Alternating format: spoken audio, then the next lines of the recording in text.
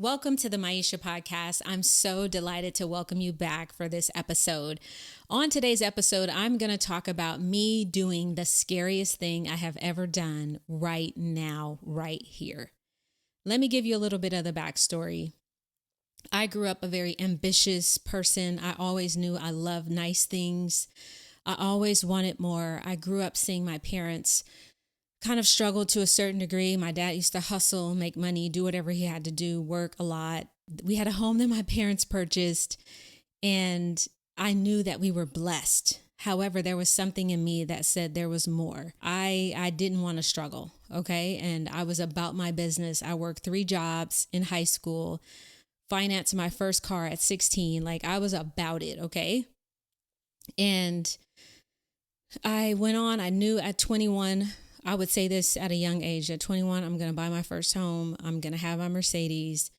Like, I am about it, and I'm going to have what I want. And I did get all of the things that I mentioned when I said that I would. At the time, my ex-husband seemed to have a promising career. He had taken on this church, and it was a lot of, in the Black church, it's a lot of like fanfare, and it's exciting. And, the person is the person, right?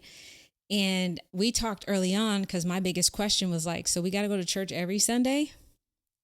And I knew that there was a life that I wanted to live. I was always singing. I was going to the studio. And he said, yes, we're going to do this, but we're going to do other things. And I'm like, okay. So from the time I was married, somehow the church's income became a part of my income. Now, I worked as a nurse for a lot of years, and I had a lot of experience. I would start businesses. I got permits to be a childcare site supervisor. I got like administrative certificates to like open up group homes and homes for the elderly and all these things. And I would just go and get these different certifications whenever there was an exciting business opportunity. And I worked as a registered nurse full time. And then I had my kids young, and then I helped at the church. I ran the women's ministry. I did everything that I needed to do. I just didn't get paid for it per se, but I was fully invested, took full responsibility. So I always thought of my life that I was okay financially, that I had what I needed to do everything that I wanted. I was comfortable.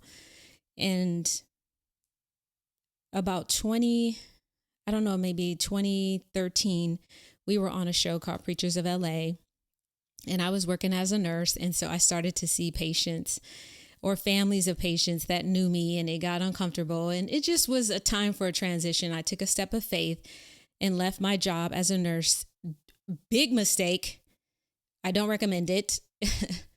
I'm a big proponent of financial independence, because the moment I let that job go, to me, it was over. I didn't know that. It seemed like I was building with my partner for our future.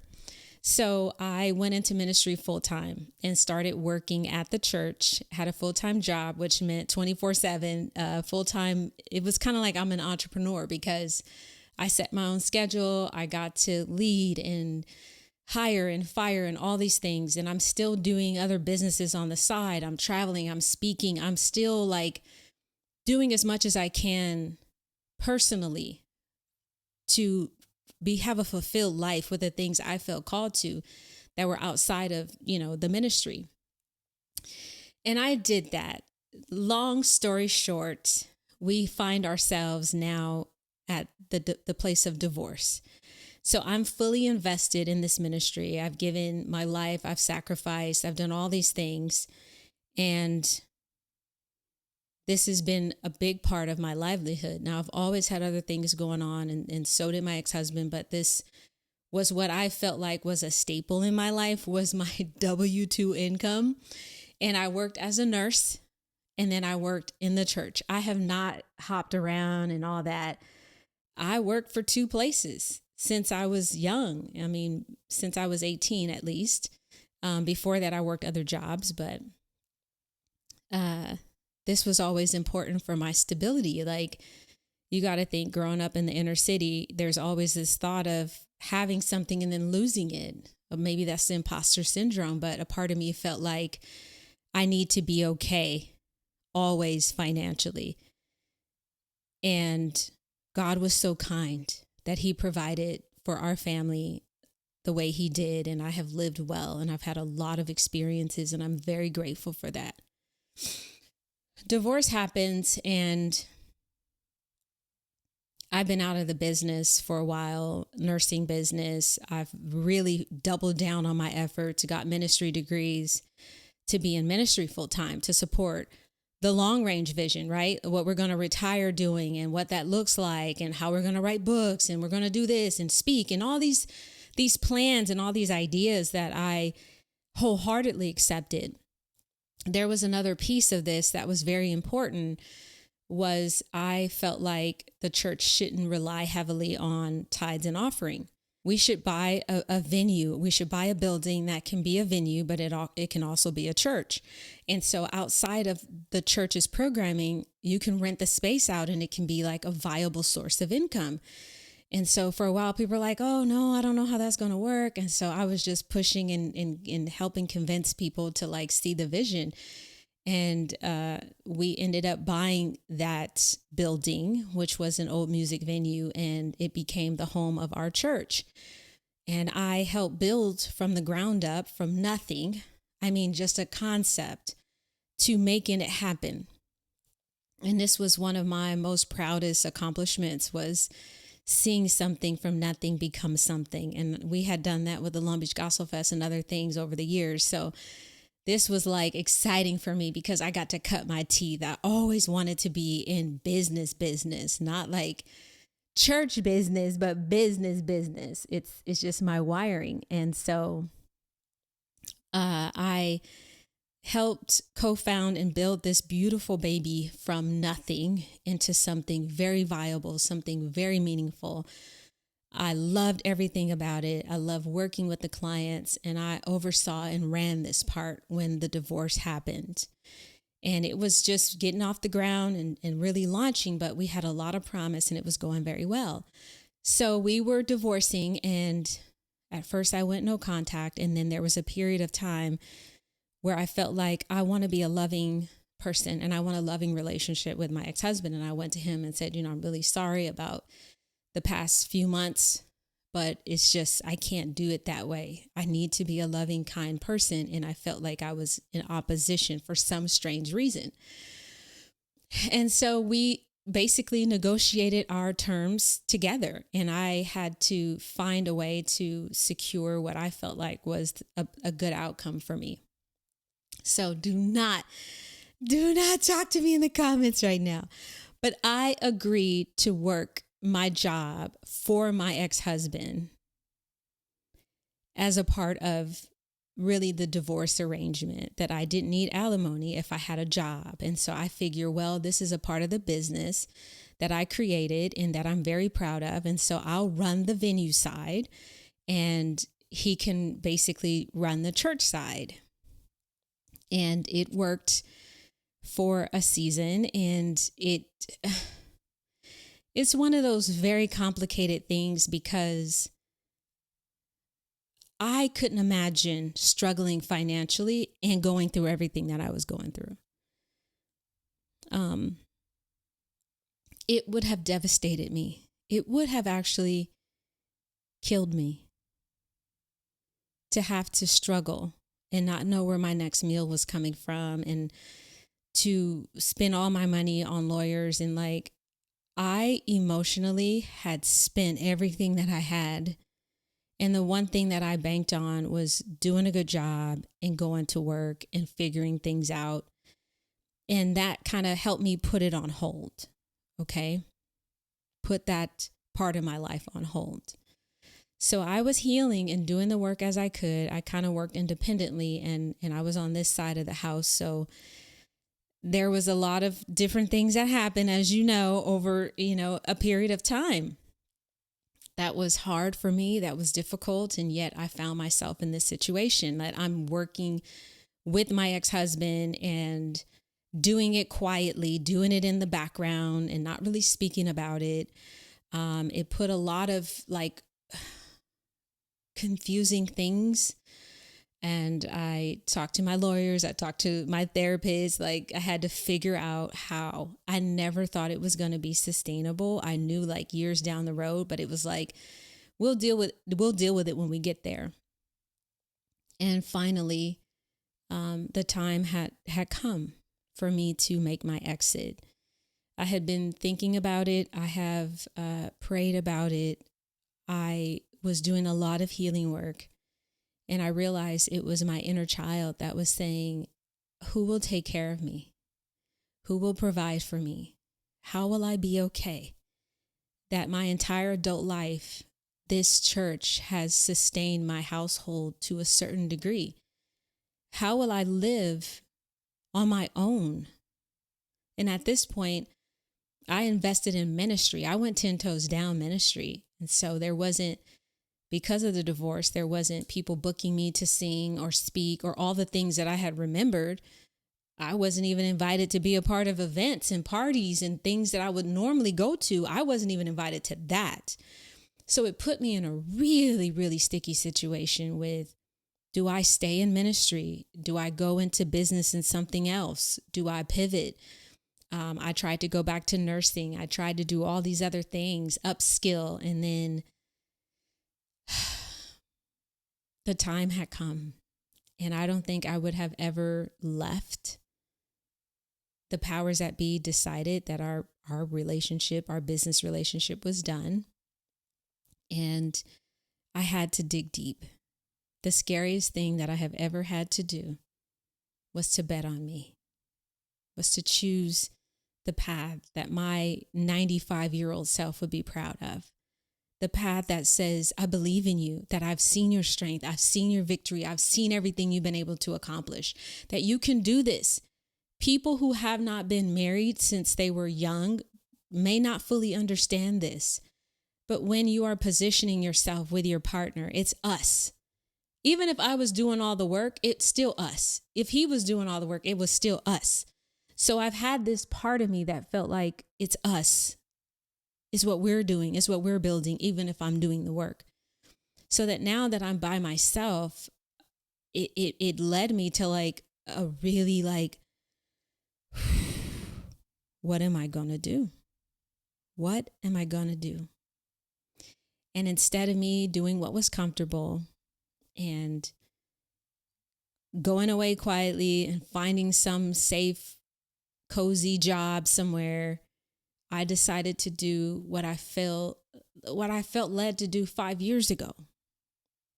What I knew in my heart when I was 16, selling candy in high school and working 3 jobs and being a custodian and sweeping the floors after school, and everybody saw me and was laughing because here I am cleaning toilets and cleaning classrooms after school at 16. That same version of me was deep down inside that says, you know how to make stuff happen. You know how to figure stuff out.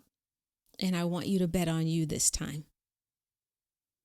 I am finally getting the last part of my divorce complete.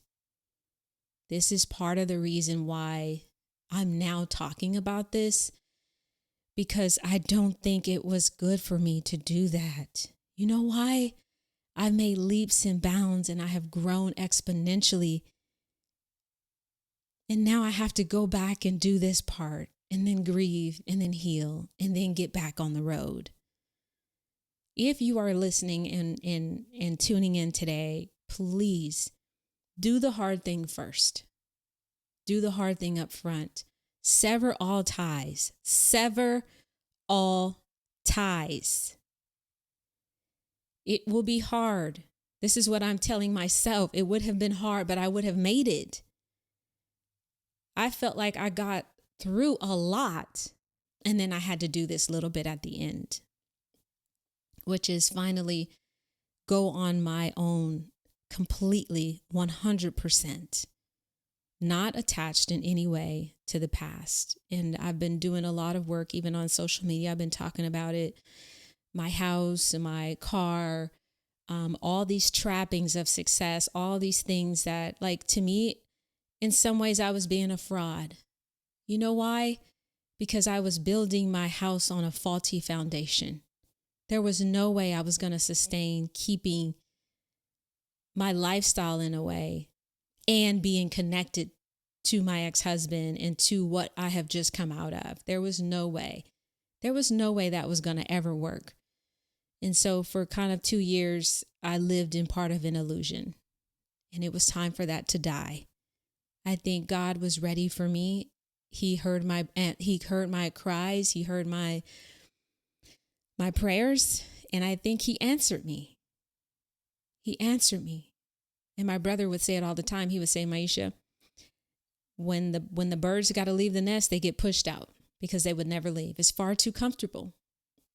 And it is, like they say, the dysfunction is better than the one you don't know. I can testify that this is something I have known my entire adult life, and I was willing to, for the sake of my children, for the sake of my own ego, my soul, to work and do what I had to do for as long as I could. So here we are. I am 42 years old, building my life from the ground up. I have completely reinvented from the inside out. And this last layer was my financial independence and my financial stability that I will create on my own for myself and for my children by myself. And that's really gnarly. It's really wild. And yet something inside of me says, go, do it. You will be an unhappy dead person if you never took the risk. No risk, no reward. It doesn't matter what you have been through. And I'm going to speak to you now because I know there are people who identify with me. I have met far too many women that worked with their husbands and had business with their husband and then are going through a divorce. And this is the thing that's causing them to be on the fence. This is the thing that's causing them to accept less than they deserve because they have had their this is their finances. Their stability is connected to their ex-husbands or their husbands that they're now divorcing. And they're sharing this piece of the business. I have met several. I have gotten to know their stories and everything. And I was like, this is a thing, especially with the pastors' wives who have built everything into their churches and have invested in their churches. They go through a divorce and many of them do struggle. They go back home with their mamas. Okay, they get a studio and they stack up and they do what they have to do. I salute those women. I praise God for those women. I understand what it takes to a certain degree. It's just that I have to do it kind of like almost 3 years later. Okay. But nonetheless, I'm here now. And I could have gotten on this episode and talked about all kinds of things. And I thought I'm creating a place of vulnerability and honesty. And I want to come out and consistently show up with what is burdening my heart. Because today wasn't the best day because I started thinking, okay, Myesha, this is about to happen. And are you ready? Because what I decided to do was burn up my plan Bs. I'm very talented. I have a lot of skill. I was getting my mortgage loan officer license. Don't even ask me why. Okay. I was a real estate agent for many years, just to buy and sell on behalf of like family. But I got my real estate license reactivated and I did the exam. I mean, the courses for the mortgage loan officer. And I'm like, well, I'm going to go and do that. And like, I signed up for project management certification and I'm a learner. So I will upskill. Okay. You're never going to have me down. Okay. So the point wasn't how am I going to work? Because I feel like I will be undeniable with finding income. That's not my challenge. My challenge is how do I give myself what I have given everybody else in my life? How do I bet on me and what my goals, what my dreams are? You know what it is? Sitting right here with you. I am living my dream life. I really am. Having this conversation with you right now, this is what I prayed for. This is what I asked for. I wanted to be helpful to people. I wanted to do it in a sustainable way. a way that's honoring to me, where I'm not out like having to do things I don't want to do in order to have this platform. You understand what I'm saying? I don't want to get OnlyFans to get the job done. But so many parts of my life are a reflection of prayers that I prayed. I want to speak. I want to sing. I want to use my talents to help people. I love hosting. I love podcasting. Love it. Think about episodes. Think about topics. I'm constantly in the car like, that would be great. I should do that. I love everything about it. And I'm very happy to do this. And I want to do more of it. And I want to help other people do it. And I love branding. And I love marketing. And I love graphic design. I love video editing. Everything you see from me is by me. Okay? I know what I got. But for the first time in my life, I want to see what it means to start from the bottom and to build something really beautiful for me, where nobody else really benefits. I mean, you'll benefit, of course. But this will be an experiment that I think I'll look back 20 years from now and say, I'm so glad you did that. I know what'll happen if I sign up, convince somebody as a nurse or something and get a job. Like I get that train of thought. I get where that's headed. But I didn't go through everything that I went through to play it safe. What I learned is life is short, and you get opportunities sometime to do what makes you afraid. It doesn't matter where you are in this life, what you've been through, what your experiences are. If you hear anything from me, you better hear to bet on yourself. Do what is uncomfortable. Move toward what makes you afraid. In divorce, after divorce, if you get married, if you don't get married, if someone breaks up with you, if somebody doesn't want you, if you get fired, whatever it takes, if you're sick and on your sick deathbed, I don't care. Please, for the love of God, do what makes you feel alive and fight for it. I believe that if I am positioning my heart to do good things for people, that God will take care of me. And I feel sad that at 42 years old, I'm now getting the experience of seeing what it's like to truly trust God for everything. For everything. For friendships, for finances, for love, to trust God with my children, with the stories, with the narratives about me, and to protect me. I'm trusting God for everything in my life. And if you can do anything, I'd say trust God sooner. If I could tell myself anything, and I don't have very many regrets, right? I talk about this stuff all the time. I have very little regret. I just wish in life I would have bet on me a long time ago. And at the same token, I would never have become this version of myself had I not gone through what I needed to go through. I don't think I was the kind of person that could handle what I was hopeful for before this moment. Now is the time. And I've demonstrated like my character and my trustworthiness. And I've shown God time and time again passing tests. I mean, I worked and helped build in silence a place that I had held dear for my entire life because of my pure love. I continued without praise, without anything. I showed up. I showed God that I'm going to do this as unto you, God, because this is what good humans do. We do a good job. And while I have been very thankful and grateful for everything that has been afforded me, everything the church has provided for me, everything this beautiful venue that will go on and be massively successful, everything, I have cherished it. I have appreciated it so much. And yet I have accepted that my season has come to an end. And I'm walking into everything else that God has promised me. If you are watching on YouTube, make sure you like, subscribe, and comment. Let me know what has scared you the most. Where are you stepping out and trusting in yourself? How are you betting on yourself?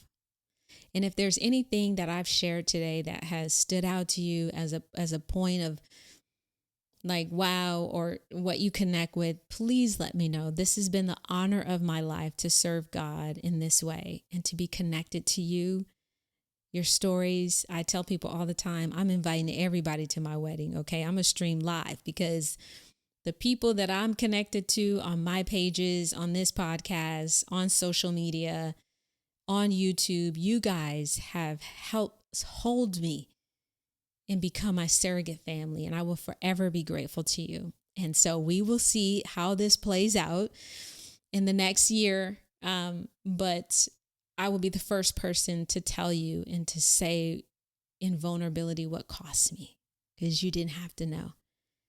But in the back of my heart and mind, I'm saying I need support. I need the encouragement.